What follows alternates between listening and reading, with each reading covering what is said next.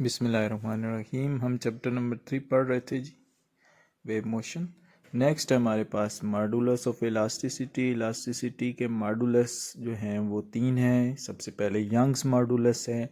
असल में जो स्ट्रेस और लॉन्गिट्यूडनल स्ट्रेन के दरमियान अगर रेशो लेंगे तो वो यंग्स मॉडुलस कहलाएगा और इसका फार्मूला ये होता है। दूसरी टाइप है इसकी बल्क मॉडुलस।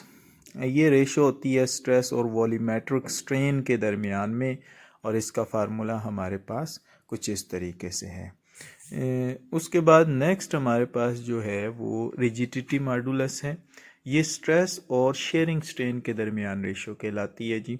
तो इस हिसाब से अगर हम रेशो ले लें मुख्तलिफ स्ट्रेस और मुख्तलिफ स्ट्रेन के दरमियान में, तो ये हमारे पास डिफरेंट टाइप्स ऑफ मॉडुलस बन जाएगा। नेक्स्ट हमारे पास स्टेजेस ऑफ इलास्टिक मटेरियल होती है जी। कोई भी मटेरियल, कोई इलास्टिक मटेरियल है तो वो 3 डिफरेंट स्टेजेस से गुजर कर टूटता है। सबसे पहली उसकी जो स्टेज होती है वो इलास्टिक लिमिट कहलाती है। इलास्टिक लिमिट के अंदर the maximum value of stress the body can withstand if we remove the external force at approaching elastic limit, then the body will regain its original position। इसका मतलब ये है कि अगर आप बॉडी को खींच रहे हैं और इलास्टिक लिमिट के अंदर आपने बॉडी को छोड़ दी है तो वो दोबारा बॉडी अपनी असली हालत में वापस आ जाएगी। दूसरी जो इसकी लिमिट होती है उसे हम प्लास्टिक लिमिट कहते हैं। जब हम मज़ीद इलास्टिक लिमिट से भी आगे बॉडी को खींचते जाएंगे तो बॉडी जो है वो दूसरी स्टेज के अंदर दाखिल हो जाएगी जिसे हम प्लास्टिक लिमिट कहते हैं। प्लास्टिक लिमिट के अंदर अगर हम बॉडी को खींच कर छोड़ेंगे तो वो दोबारा अपनी असली हालत में वापस नहीं आ जाएगी। कहने का मतलब ये है कि वो परमानेंट चेंज आ जाएगा उसकी शक्ल सूरत में या उसके तमाम डायमेंशंस के अंदर। After approaching the elastic limit if we keep on increasing the external force then the body uh, then the body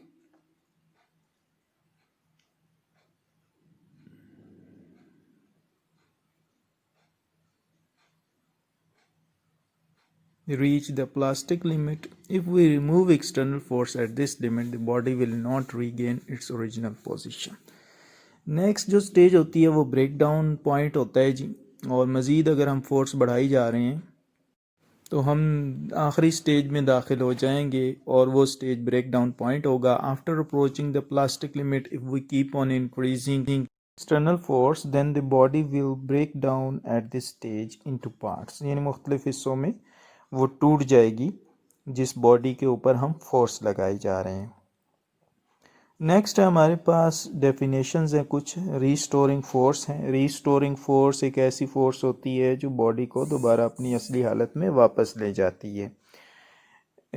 it is the force which move the body back to original position when the applied force is removed, यानी जब external force या applied force को आप हटाएंगे तो दोबारा body जिस force की वजह से वापस जाती है उसे हम रिस्टोरिंग फोर्स कहते हैं। मिसाल के तौर पर अगर आप स्प्रिंग पे फोर्स लगा रहे हैं और स्प्रिंग दोबारा अपनी असली हालत में वापस जा रहा है तो वो फोर्स जो स्प्रिंग को दोबारा अपनी असली हालत में वापस लेके जा रही है उसे हम रिस्टोरिंग फोर्स कहते हैं।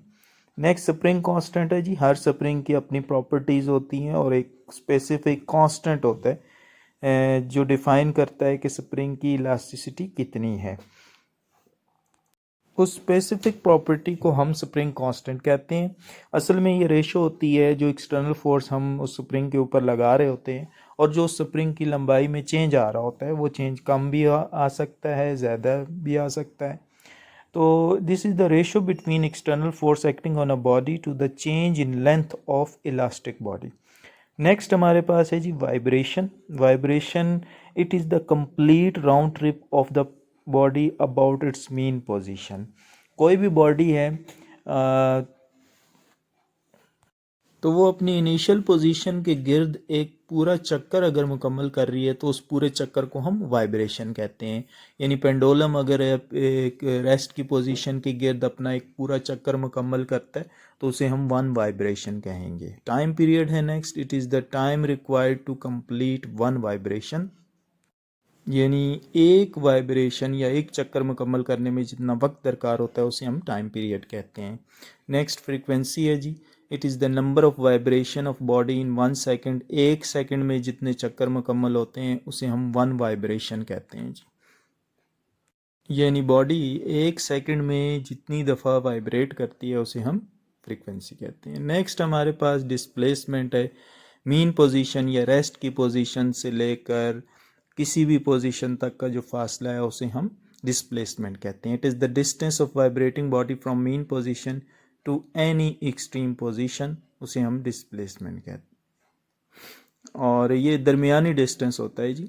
और एम्पलीट्यूड क्या होता है? It is the maximum displacement. ये मीन पोजीशन से ज़्यादा जो फासला कोई भी बॉडी अटेन कर सकती है, जिस तरह से पेंडुलम है वो मैक्सिमम डिस्टेंस जितना अटेन कर सकता है उसको हम कहते हैं एम्पलीट्यूड। जबकि डिस्प्लेसमेंट जो है वो मीन पोजीशन से किसी भी पॉइंट का फासला हो सकता है, लेकिन अगर मीन पोजीशन से मैक्सिमम फासला अगर हम लेते हैं तो वो बॉडी का एम्पलीट्यूड कहलाता है।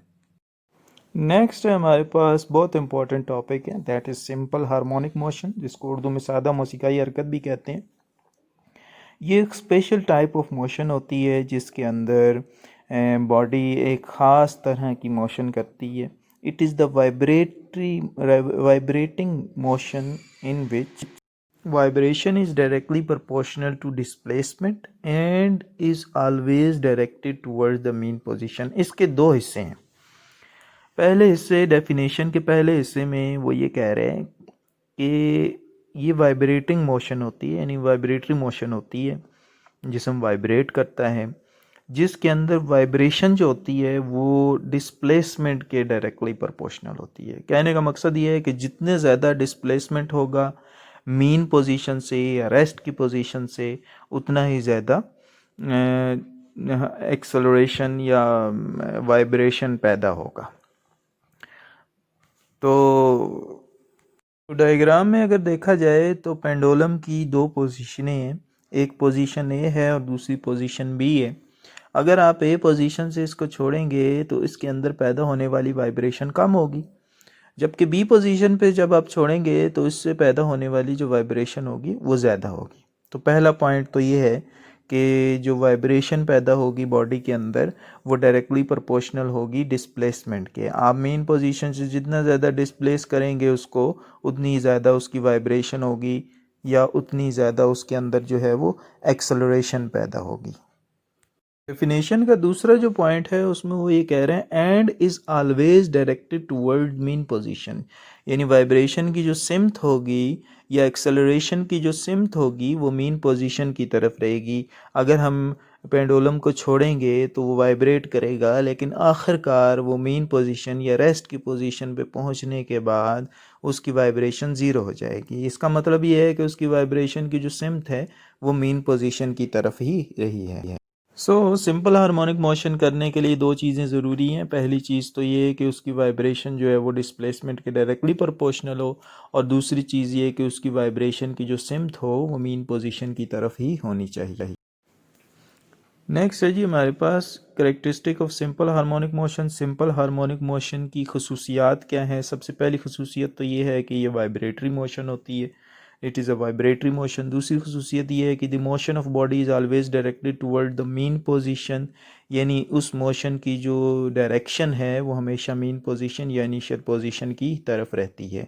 तीसरी इसकी खसूसियत ये है कि the acceleration of body is always directed towards the mean position, यानी इसकी सिमत जो होती है एक्सेलरेशन की, बॉडी जब भी सिंपल हार्मोनिक मोशन करती है तो उसकी जो एक्सेलरेशन की सिमत होती है वो मीन पोजीशन की ही तरफ होती है। चौथा इसका जो खसूसियत है वो ये है, the total energy of the body remains constant, यानी बॉडी की जो टोटल एनर्जी है वो कांस्टेंट रहेगी, वो चेंज नहीं होगी। नेक्स्ट हमारे पास सिंपल पेंडुलम है, सेकंड पेंडुलम है, और सेकंड पेंडुलम जैसे कि नाम से पता चल रहा है सेकंड का मतलब 2 है। तो एक ऐसा पेंडुलम जिसका जो टाइम पीरियड है वो 2 सेकंड हो उसे हम सेकंड पेंडुलम कहते हैं, यानी वो अपनी एक वाइब्रेशन जो है वो 2 सेकंड में मुकम्मल करता है। एक चक्कर जो है वो 2 सेकंड में मुकम्मल करता है, इसलिए हम इसको सेकंड पेंडुलम कहते हैं।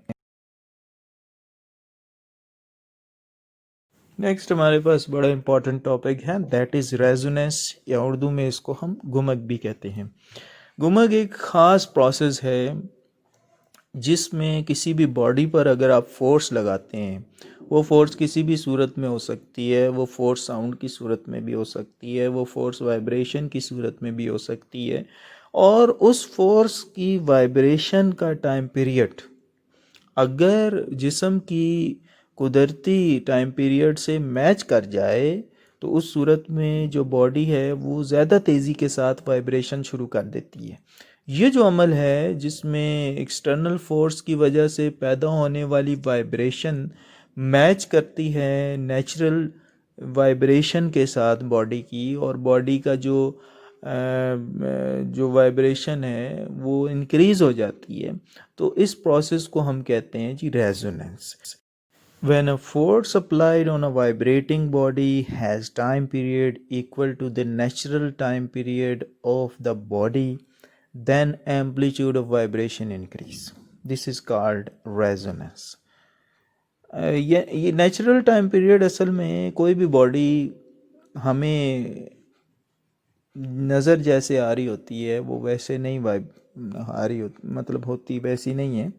मतलब ये है कि जो हर बॉडी है ना वो वाइब्रेशन कर रही होती है, और ये वाइब्रेशन हमें तो महसूस नहीं होती लेकिन वो वाइब्रेशन ज़रूर हो रही होती है। जिस तरीके से जो बर्फ़ है, बर्फ़ के अंदर पानी के मालिक्यूल्स होते हैं। अब बर्फ़ क्यों होती है पानी में चेंज, उसकी असल वजह यही होती है कि जब मालिक्यूल्स की वाइब्रेशन इंक्रीज़ होती है तो वो क्या करते हैं कि वो स्ट्रक्चर को चेंज कर देते हैं। वाइब्रेशन वो पहले भी कर रहे होते हैं जब वो बर्फ़ की सूरत में होते हैं पानी के मालिक्यूल्स, लेकिन वो वाइब्रेशन बहुत कम होती है, सॉलिड फॉर्म में हो जाते हैं वो। लेकिन जैसे ही टेम्परेचर मिलता है तो उस सूरत में उनकी वाइब्रेशन इंक्रीज़ हो जाती है और वो पानी में चेंज हो जाते हैं।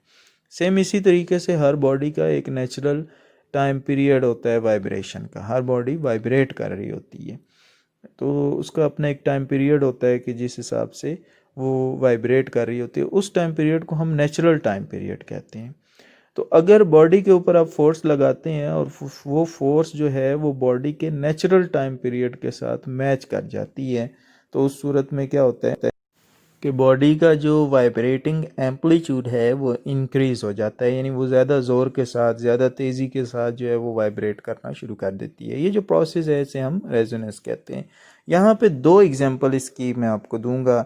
ये टैकोमा ब्रिज कोलैप्स हुआ था जहाँ पे बहुत सारे जो आर्मी सोल्जर्स थे उन्होंने परेड की थी, और उस परेड की वजह से क्या हुआ कि जब उन्होंने एक साथ जो है वो अपना पाँव इस ब्रिज के ऊपर मारा तो उस सूरत में एक वाइब्रेशन क्रिएट हुई, और वो वाइब्रेशन इस पुल की कुदरती वाइब्रेशन जो नेचुरल वाइब्रेशन थी पुल की उससे मैच कर गई, और पुल ज़्यादा ज़ोर के साथ वाइब्रेट करना शुरू हो गया, और एट लास्ट जो है वो ये ब्रिज जो है वो टूट गया।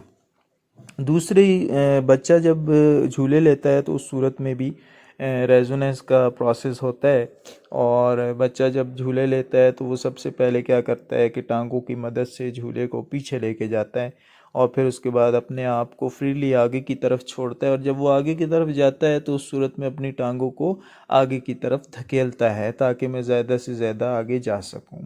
दौरान वो रेजोनेंस का प्रोसेस कर रहा होता है, मतलब अपनी वाइब्रेशन को, अपनी फोर्स की वाइब्रेशन को झूले की कुदरती वाइब्रेशन से मैच कर रहा होता है, जिसकी वजह से झूला ज़्यादा ज़ोर के साथ वाइब्रेशन शुरू कर देता है। तो ये सारा प्रोसेस जो है वो रेजोनेंस कहलाता है। तो ये 2 इसकी एग्जांपल हैं रेजोनेंस की, एक ब्रिज टूटने की और दूसरा झूले।